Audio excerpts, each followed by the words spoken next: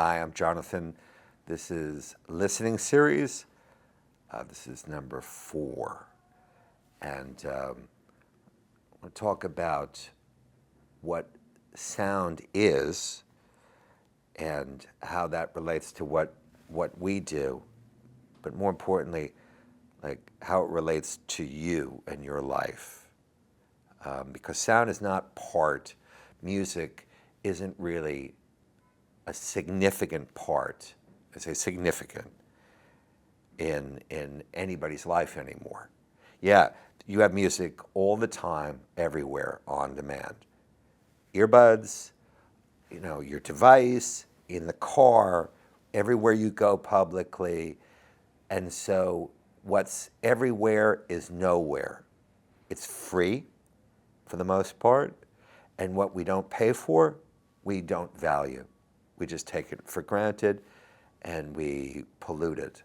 That's why what we did with the air and the water, now you have to buy expensive bottled water or live in special environments or very nice places if you want to have really pure, clean air.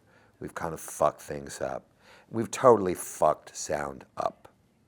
By making it everywhere and for free, nobody takes it seriously anymore, which is a tragedy.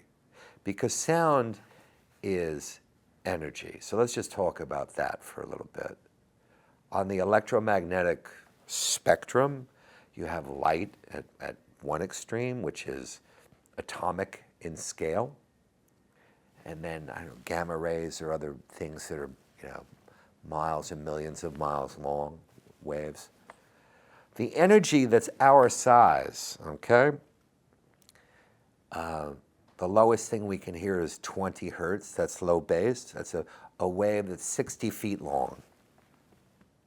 And the highest thing that we can hear, we can sense higher, is 20,000 hertz, that's half an inch long. So you got a really big 60-foot wave and a half-inch wave. This is what our ears can hear. Below that, we feel it. Above that, we sense it.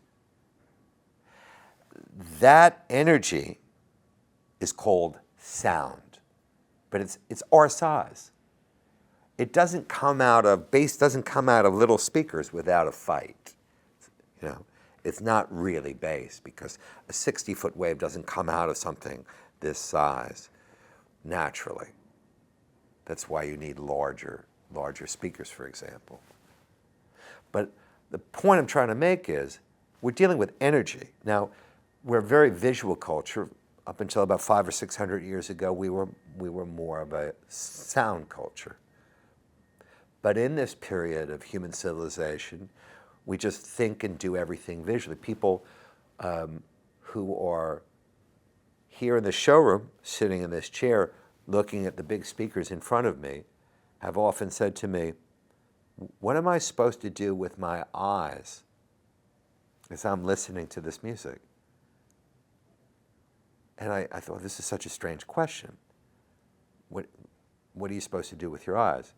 In fact, if you listen, which is hearing plus paying attention with your eyes closed, you get this huge benefit of your brain's visual cortex shutting down, and now the sound can be processed in a more rigorous, in a more directed way.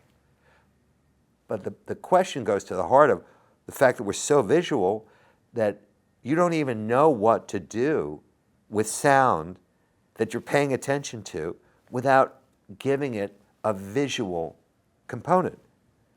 And if you think that this sounds weird, just try it for yourself. Try listening to some music and staying with the sound as it unfolds and watching what happens with your mind. Does it want to create images? I mean, it's fine if it does.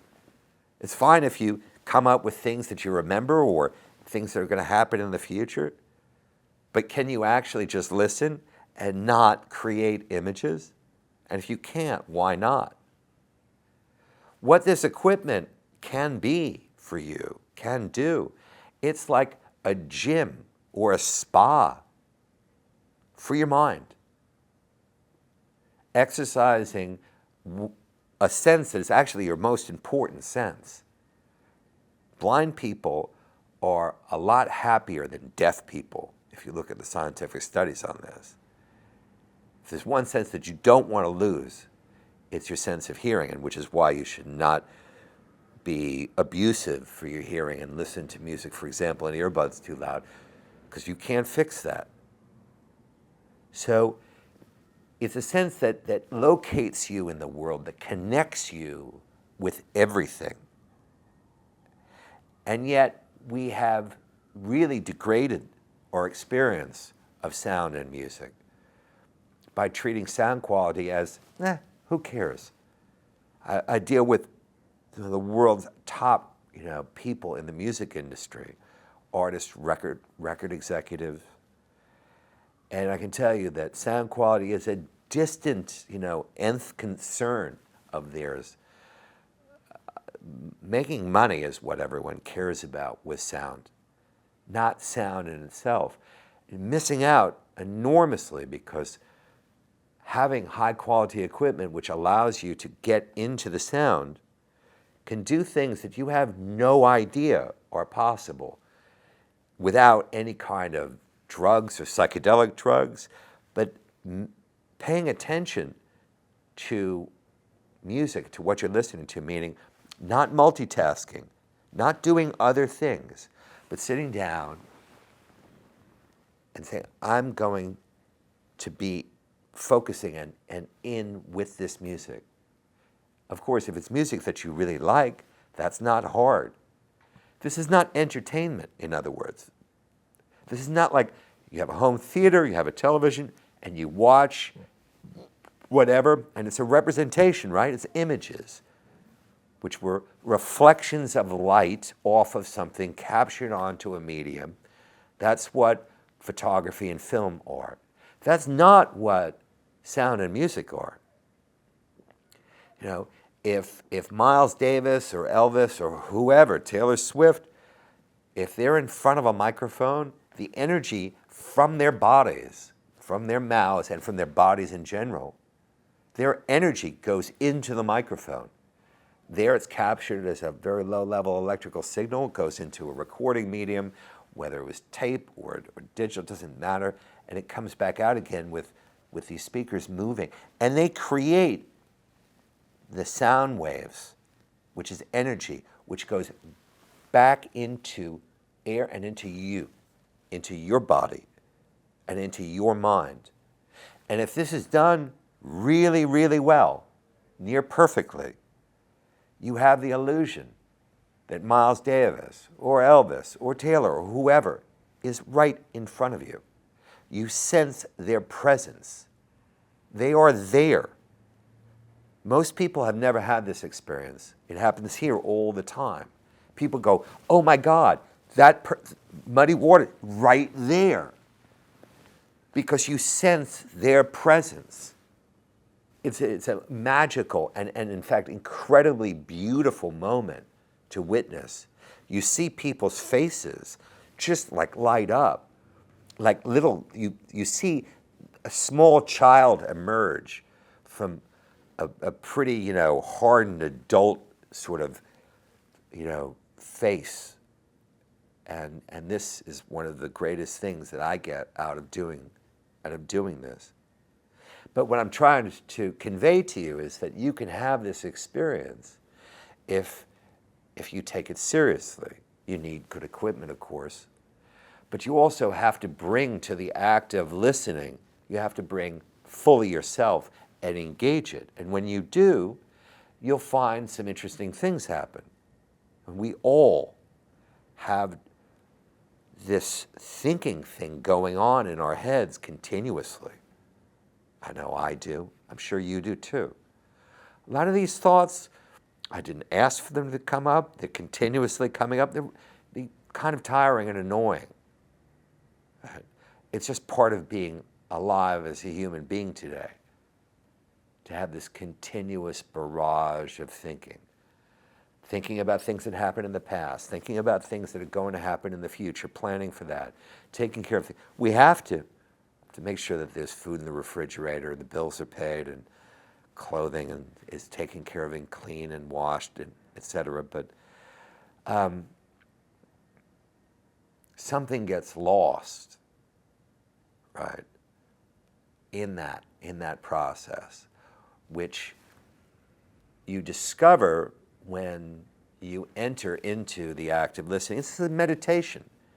A lot of people try to meditate and they find it's very difficult because they keep having their thinking coming back up and interrupting the meditation.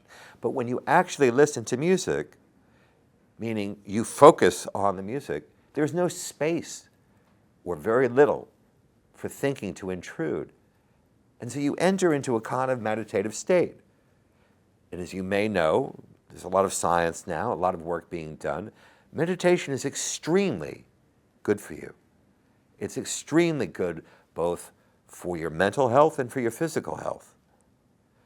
So you can really start to think about audio and a sound system in the same way that you think about going to the spa or going to the gym. You're going to do something that's going to be really good for you and hopefully that you really enjoy. It's a win-win, as opposed to a stereo system as something to entertain yourself or others, as something to impress other people. That's not why we make this stuff. We make it so that you're going to go so in to the sound that you lose everything else for that time. And you're just in with the music. And this is the most life-affirming and regenerating things that you can possibly do. So hopefully that explains a little bit about why I think that this is something that you should be thinking about taking more seriously. There's more to sound and music than what you have been experiencing, almost certainly.